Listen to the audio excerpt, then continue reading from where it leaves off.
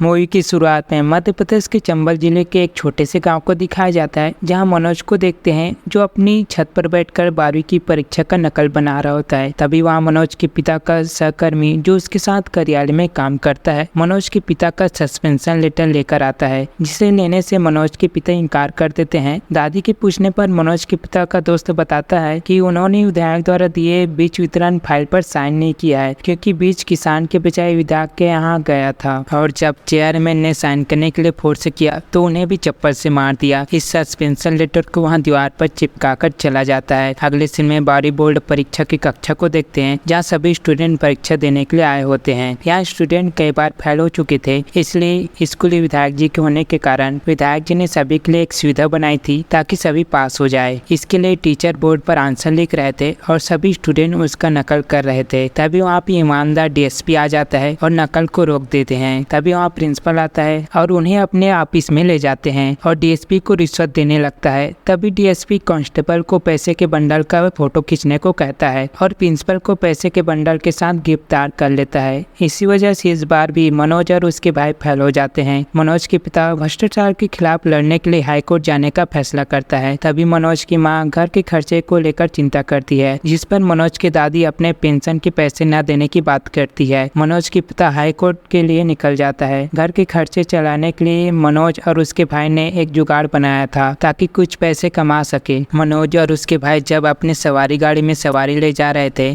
तभी वहाँ विधायक के गुंडे उसके गाड़ी को रोकता है और सभी सवारी को बस में चलने को कहता है, जिस पर मनोज के भाई कमलेश उन गुंडे को चप्पल से मारता है और वहाँ से चला जाता है। थोड़ी दूर जाने पर विधायक के कहने पर भ्रष्ट पुलिस ऑफिसर उनके जुगाड़ को छीन लेता है और दोनों को गिरफ्तार कर पुलिस स्टेशन ले जाता है। लॉकअप में वहाँ ऑफिसर कमलेश को मारने लगता है और ऑफिसर मनोज के पिता को चोर कह देता है, जिस बात पर मनोज गुस्सा हो जाता है और उस ऑफिसर को गोली से मारने की बात कहता है। फिर ऑफिसर कहता है कि जा बंदूक ला, आज तू मुझे मारेगा या फिर मैं तेरे भाई को मार दूंगा। कहते हुए मनोज को छोड़ देता है। मनोज भागते हुए डीएसपी दुष्यंत के घर जाता है। मनोज को विश्वास था कि डीएसपी ईमानदार है, वह उसकी मदद जरूर करेगा। डीएसपी मनोज के साथ पुलिस स्टेशन आता है और मनोज और उसके भाई को रिहा कर घर जाने को कहता है। मनोज कमलेश घर जा रहे होते हैं, तब डीएसपी उन दोनों को लिफ्ट देता है। मनोज डीएसपी से कहता है कि मैं आपकी तरह बनना चाहता हूँ, तो बताइए कैसे बनूंगा। डीएसपी उन्हें चीटिंग छोड़ने की बात कहता है। आगे हमें बताया जाता है कि अगले वर्ष डीएसपी का ट्रांसफर हो गया। फिर क्या विधायक जी की जमी जमाए व्यवस्था सभी स्टूडेंट ने दबा की चीटिंग की, सिर्फ मनोज को छोड़कर, क्योंकि इसके दिमाग में डीएसपी की चीटिंग छोड़ने वाली बात गूंज रही थी। इसी तरह मनोज अपने ग्रेजुएशन पूरा किया और घर के खर्चे के लिए उसकी माँ ने अपने घर की गाय बछड़े को एक एक करके बेच देती है। जिस दिन मनोज ने ग्रेजुएशन पूरा किया, दादी ने उसे अपने पास बुलाती है और अपने बक्से में से पेंशन के पैसे निकालते हुए कहती है, मैंने बड़े मुश्किल से बचाए हैं तेरे माँ से पैसे, जा खर्चे की चिंता मत करना, ऑफिसर बन के आना, तेरे दादाजी तुझे वर्दी में देखकर बड़े खुश होंगे। अब मनोज डीएसपी की तैयारी के लिए गाँव से ग्वालियर की बस पकड़ता है। ग्वालियर बस स्टेशन पहुँचने के बाद कंडक्टर उसे जगाया। वो यहाँ जानकर हैरान रह गया कि उसकी बैग और सभी जरूरी चीजें चोरी हो गई है। जब कंडक्टर से पूछताछ की तब पता चला कि उसके पास बैठी महिला 30 मिनट पहले ही बैग लेकर चली गई है। अब मनोज के पास दादी के दिए हुए पैसे खो दिए थे। उसके पास पीजी के भुगतान के लिए किराया नहीं था। उसके पास कोचिंग के लिए पैसे नहीं थे। उन्हें पता चला कि पीएससी एग्जाम 2 साल के लिए रद्द हो गई है। मनोज एक रेस्टोरेंट के बाहर कई दिनों से भूखा रहा, लेकिन एक दिन उसकी भूख बेकाबू हो जाती है और वहाँ रेस्टोरेंट के अंदर चला जाता है। रेस्टोरेंट के मालिक से खाने की बात करता है। रेस्टोरेंट के मालिक उसे खाना दे देता है। जब उसने रेस्टोरेंट के मालिक से कोई काम बताने को कहता है ताकि वहाँ पैसे दे सके, लेकिन रेस्टोरेंट के मालिक से कई बार पूछने पर भी मना कर देता है। फिर आवाज आती है, भाई मैं दे दूंगा। यहाँ आवाज प्रीतम पांडे की थी, जो पीएससी का स्टूडेंट था, लेकिन अब प्रीतम पांडे आईपीएस बनने के लिए यूपीएससी की तैयारी के लिए दिल्ली मुखर्जी नगर जा रहा था। मनोज भी चाहता था कि प्रीतम पांडे उसे अपने साथ दिल्ली ले जाए। प्रीतम मनोज को अपने साथ दिल्ली ले जाने के लिए मान जाता है और दोनों दिल्ली आ जाते हैं। दूसरे दिन वे गौरी भैया से मिलते हैं। गौरी भैया उन्हें आईपीएस के बारे में पूरी जानकारी देते हैं। मनोज गौरी भैया से कुछ काम पूछता है ताकि वह अपने खर्चे निकाल सके। गौरी भैया उसे लाइब्रेरी में काम दिलवाता है। गौरी भैया अपने लास्ट अटेम्प्ट में भी फेल हो जाता है, जिसे देखकर प्रीतम पांडे उस साल के टॉपर इंग्लिश मीडियम के दीप मोहन की कोचिंग ज्वाइन कर लेता है। मनोज अभी भी गौरी भैया के साथ रहता है। गौरी भैया लास्ट टाइम में फेल होने के बाद रिस्टार्ट टी स्टार शॉप में अन्य स्टूडेंट को जीवन में फिर से शुरू करने का प्रेरणा देता है और फ्री में कोचिंग भी देता है। मनोज अपनी यूपीएससी के प्रीलिम्स में फेल हो जाता है, वहीं प्रीतम पांडे पास हो जाता है। क्योंकि मनोज पार्ट टाइम जॉब भी करता था, इसलिए वहाँ चाय देने के लिए एक दिन प्रीतम पांडे की कोचिंग में जा पहुँचता है, जहाँ उसकी मुलाकात दीप मोहन से होती है, जो हाल ही में आईपीएस अधिकारी बने थे। दीप मोहन मनोज से वादा करता है कि जब भी वो चाहे बिना संकोच के उसकी मदद ले सकता है। एक साल बाद मनोज सेकंड अटेम्प्ट में यूपीएससी प्रीलिम्स क्लियर कर लेता है। इसके बाद मेंस की तैयारी के लिए वहाँ A to Z coaching centre जा पहुँचता है। कोचिंग सेंटर का फीस ज्यादा होने के कारण मनोज ऑनर से कहता है कि फीस के बदले आप मुझे कोई काम बता दीजिए, मैं कुछ भी काम करूंगा। ऑनर अभी के लिए फोटो लगाने में हेल्प करने को कहती है, बाद में कुछ काम होगा तो बताऊंगी बोलती है और दूसरे क्लाइंट को अटेंड करने में बिजी हो जाती है। तभी मनोज दीप मोहन का फोटो देखकर कहता है कि दीप सर ने तो कोई कोचिंग नहीं करी है। तभी ऑनर उसे कोने में ले जाकर कहती है कि यहाँ सब एडवर्टाइजिंग है, इसके लिए हमने 1.5 लाख दिए हैं दीप मोहन को। यहाँ सब बातें श्रद्धा सुन लेती है और मनोज से पूछती है कि क्या सच में दीप सर यहाँ नहीं पढ़े हैं। मनोज उसे सब सही बता देता है कि दीप सर को मैं जानता हूँ, उन्होंने कोई कोचिंग नहीं करी है। यहाँ जानकर श्रद्धा और उसके पिता वहाँ से जा रहे होते हैं। तभी मनोज अपने बारे में बताते हुए कहता है कि अगर आप लोगों को किसी तरह की हेल्प चाहिए तो मैं पास की लाइब्रेरी में पढ़ता हूँ। नेक्स्ट सीन में श्रद्धा उसी लाइब्रेरी में जाती है जहाँ मनोज काम करता है। मनोज के हाथों में इंजीनियरिंग की किताब देखकर श्रद्धा उसे इंजीनियर समझ लेती है। इसके बाद हम विकास सर के क्लास को देखते हैं, जहाँ विकास सर मनोज को अपने पास बुलाते हैं क्योंकि सर ने सभी स्टूडेंट को नक्सलवाद पर निबंध लिखने को कहा था, जिसमें मनोज का निबंध विकास सर को बहुत पसंद आता है। सभी मनोज के लिए ताली बजाते हैं। नेक्स्ट सीन में मनोज और श्रद्धा मार्केट में घूम रहे थे। तभी मनोज को अब्दुल कलाम की किताब पसंद आता है, पर पैसे न होने के कारण वहाँ उसे वापस रख देता है। यह सब श्रद्धा देख लेती है, फिर मनोज को किताब खरीदकर गिफ्ट कर देती है। अगले दिन विकास सर एरोनॉटिकल का विषय पढ़ा रहे थे। विकास सर सभी स्टूडेंट को पूछते हैं कि रॉकेट कैसे ऊपर जाता है, जिस पर श्रद्धा कहती है कि मनोज एक एरोनॉटिकल इंजीनियर है लेकिन वहाँ शर्मा रहा है। तब सर कहते हैं कि मनोज, जहाँ तक मुझे पता है आप बीए से अपना ग्रेजुएशन किया है। सभी स्टूडेंट श्रद्धा पर हंसने लगते हैं। श्रद्धा यहाँ जानकर मनोज से नाराज हो जाती है। तभी मनोज अपने सफाई में कहते हैं, मैं तुम्हें बताना चाहता था पर डरता था कि सच जानकर तुम मुझे छोड़ दोगी, इसलिए नहीं बताया। अगले सीन में मनोज अपने क्लास में एक घटना से परेशान लाइब्रेरी में बैठा होता है। तभी लाइब्रेरी के हेड उसे अपने पास बुलाता है और मनोज पर चोरी का झूठा आरोप लगाते हुए मनोज के पिता को चोर कह देता है। मनोज इस बात पर गुस्सा हो जाता है और लाइब्रेरी की जॉब को छोड़ देता है। मनोज लाइब्रेरी के छोड़ने के बाद क्लास जाना बंद कर दिया था। मनोज को ढूंढते हुए प्रीतम पांडे मल्लिकागंज जा पहुंचता है, जहां मनोज आटा चक्की में काम कर रहा होता है। प्रीतम मनोज को बताता है कि श्रद्धा मसूरी जा रही है, जा मिल ले उससे।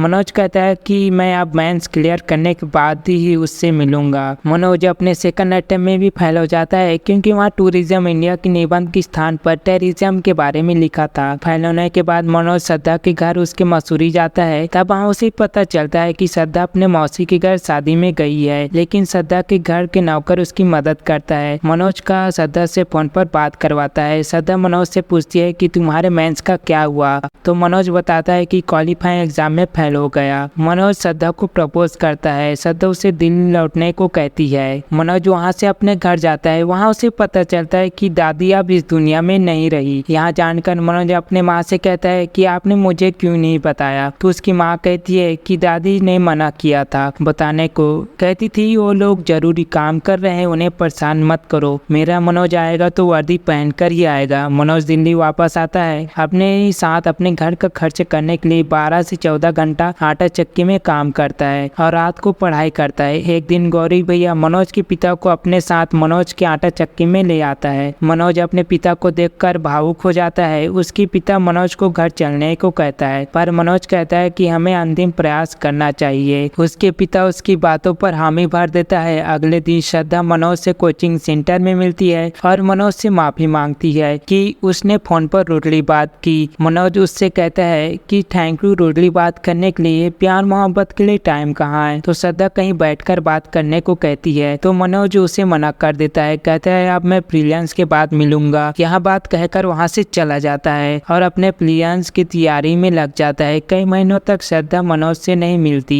प्रियांश में मनोज पास हो जाता है। श्रद्धा यह बात मनोज को बताना चाहती थी। पांडे से मनोज का एड्रेस लेकर मनोज के पास जाती है और मनोज से मेंस की तैयारी करने को कहती है, आटा चक्की के काम को छोड़ने को कहती है, पर मनोज उससे यहाँ कहकर मना कर देता है कि मेरे घर के खर्चे की जिम्मेदारी मुझ पर है। मनोज अपने तीसरे अटेम्प्ट में भी फेल हो जाता है। उस रात श्रद्धा और मनोज गौरी भैया की टी स्टाल में एक दूसरे के हाथ में बैठे थे। तभी वहाँ पांडे आ जाता है जो कि ड्रिंक किया होता है, क्योंकि वहाँ भी फेल हो गया था और उसकी गर्लफ्रेंड उसे छोड़कर चली गई थी। श्रद्धा को मनोज के साथ देखकर पांडे श्रद्धा से कहता है कि अगर तुम मनोज से नहीं मिले होती तो आज मनोज का मेंस क्लियर हो जाता, तुम मनोज को डिस्ट्रैक्ट कर रही हो। यह बात सुनकर श्रद्धा वहाँ से जा रही होती है, तभी मनोज उसे रोकता है। तो श्रद्धा उससे कहती है कि तुमने कहा था कि अगर मैं तुम्हें आई लव यू बोलूं तो तुम दुनिया बदल दोगी, तो मैं तुम्हें आई लव यू कहती हूँ। इसके बाद मनोज दीप मोहन के पास जाता है और उससे कहता है कि मुझे आपकी एक मदद चाहिए, मैं प्रीलिम्स निकाल लेता हूँ पर मेंस नहीं निकाल पाता। दीप मोहन मनोज से 8 मिनट में 200 वर्ड लिखने को कहता है और टॉपिक था मनोज कुमार शर्मा, पर मनोज अपने ही बारे में 200 वर्ड नहीं लिख पाता, जिससे मनोज उदास हो जाता है। गौरी भैया मनोज से कहता है कि तुमसे नहीं होगा, अगर तुम पढ़ाई के साथ साथ काम करते रहे तो आज से तुम मेरे कमरे में रहोगे और सिर्फ पढ़ाई करोगे, खर्चे की चिंता तुम मत करोगे, मैं खर्चे के लिए तुम्हारे घर पैसे भेज दूंगा। और मनोज मान जाता है और एग्जाम की तैयारी में लग जाता है। श्रद्धा उससे बताती है कि मैं मसूरी जा रही हूँ अपने मेंस के लिए। थोड़े दिनों बाद श्रद्धा का फोन आता है। श्रद्धा बताती है कि वो डिप्टी कलेक्टर बन गई है। मनोज मेंस क्लियर कर लेता है। यह बात श्रद्धा को बताने के लिए मनोज प्रीतम से फोन मांगता है, तो प्रीतम गुस्से से कहता है कि कभी मेरे बारे में पूछ लेता, मेरा नहीं हुआ साले, तुझे दिल्ली में मैं ले आया और तू मुझे ही भूल गया, तेरी आस्की के लिए फोन नहीं लिया है मैंने। तो मनोज कहता है कि श्रद्धा के बारे में कुछ मत बोल, जो कहने अपने बाप से बोल। देर रात श्रद्धा मनोज को फोन करके बताती है कि मैं अब यहीं रहूंगी, किसी ने हमारे बारे में पापा को गलत चीज बता दिया है। तब मनोज को प्रीतम पर शक हो जाता है और प्रीतम को फोन करता है, तो पता चलता है कि वहाँ पुलिस स्टेशन में है। मनोज वहाँ जाता है और प्रीतम को लॉकअप से बाहर निकालता है और उसके फोन को चेक करने लगता है। तो सच में प्रीतम ने श्रद्धा के घर पर फोन किया था। मनोज गुस्से में प्रीतम को अपनी शक्ल कभी मत दिखाना बोलकर वहाँ से चला जाता है। इधर मसूरी में श्रद्धा अपनी मम्मी पापा को विश्वास दिलाती है कि मनोज और उसके बीच में कुछ गलत नहीं है। श्रद्धा के मम्मी पापा श्रद्धा को दिल्ली भेजने के लिए मान जाते हैं। इंटरव्यू वाले दिन श्रद्धा मनोज के साथ प्रीतम के पास जाता है और उसे थैंक्स बोलता है कि उसकी वजह से आज वहाँ यहाँ तक पहुँच पाया है। प्रीतम श्रद्धा से माफी मांगता है कि उसके पापा को गलत चीज बताया, इसलिए श्रद्धा प्रीतम को माफ कर देती है और प्रीतम से कहती है कि तुम न्यूज रिपोर्टर क्यों नहीं बन जाते, क्योंकि तुम झूठ भी सच की तरह बोलते हो। अब मनोज को इंटरव्यू में सवाल पूछते हैं कि आप 12वीं में फेल कैसे हो गए थे, तो मनोज बताता है कि उस साल चीटिंग रोक दी गई थी, उस टाइम एक ईमानदार डीएसपी दुष्यंत से आए थे इसलिए। इसके बाद उसे 2 मिनट बाहर वेट करने को कहते हैं। तभी मनोज श्रद्धा का लेटर पढ़ता है जो श्रद्धा उसे कार में आते वक्त दिया था। उसमें लिखा था, तुम IPS ऑफिसर बनो या चक्की में काम करो, मैं सारी उम्र तुम्हारे साथ रहना चाहती हूँ। 2 मिनट के बाद मनोज को वापस बुलाया जाता है। कुछ सवाल करके उसे घर वापस जाने को कहते हैं। 1.5 महीने बाद रिजल्ट वाले दिन मनोज को यकीन था कि उसका नाम नहीं आएगा, फिर भी श्रद्धा उसे जबरदस्ती रिजल्ट देखने ले जाती है। श्रद्धा उसे बताती है कि वहाँ IPS ऑफिसर बन गया है। मनोज के माता पिता और दोस्त यहाँ खबर सुनकर खुश हो जाते हैं। 1 साल बाद मनोज महसर पुलिस स्टेशन में जाता है। वहाँ DSP दुष्यंत सिंह से मिलता है और अपने शादी का पहला कार्ड देते हुए कहता है कि आप मुझे नहीं पहचाने। थोड़ी देर बाद DSP मनोज को पहचान लेता है और गले लगा लेता है। यह कहानी यहीं पर समाप्त हो जाती है। तो ये कहानी आपको कैसी लगी कमेंट करके जरूर बताइएगा।